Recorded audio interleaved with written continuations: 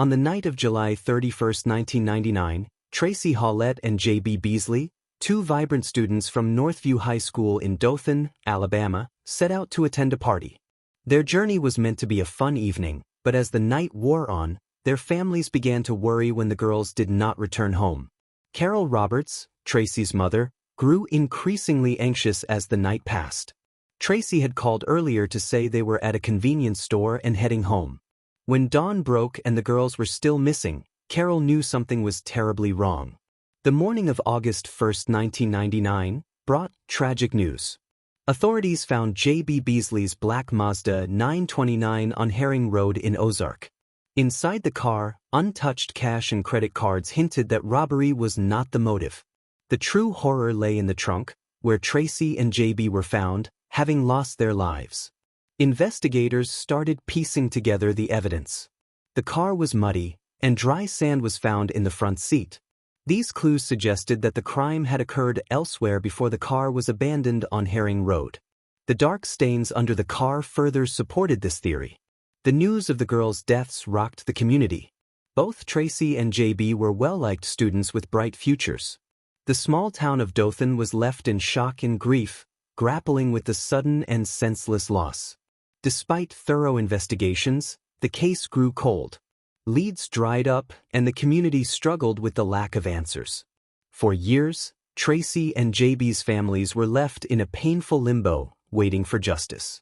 In 2019, inspired by breakthroughs in other cold cases, investigators turned to genetic genealogy. This technique had recently helped solve the infamous Golden State Killer case, giving new hope to Tracie and J.B.'s families. Police sent DNA evidence from the crime scene to Parabon Nanolabs, a forensic consulting firm specializing in DNA engineering.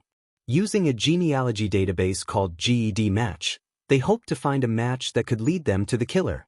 Parabon Nanolabs managed to generate possible surnames based on the DNA evidence. Among these surnames was McCraney, which caught the attention of an investigator who recalled a classmate with that name. The investigator's memory of his classmate, Coley McCraney, provided a critical link. Suspecting a connection, he reached out to McCraney, who agreed to provide a DNA sample to assist with the investigation. Tests confirmed that Coley McCraney's DNA matched the samples from the crime scene. The breakthrough finally brought a name to the faceless suspect who had eluded justice for 2 decades. With the DNA match in hand, police arrested Coley McCraney. The once unsolved mystery of Tracie Hawlett and J.B. Beasley's deaths began to unravel as McCraney was brought in for questioning. Coley McCraney, a former truck driver and bishop, faced multiple counts of serious charges. The trial was closely watched by the community and the families of Tracie and J.B., who had waited years for this moment. After a thorough trial, McCraney was found guilty. His conviction brought a sense of closure to the families and the community, although the pain of losing Tracie and J.B. could never be fully healed. The story of Tracie Hawlett and J.B. Beasley, detailed in the ABC 2020 episode Forever 17, serves as a poignant reminder of their lives cut short and the relentless pursuit of justice.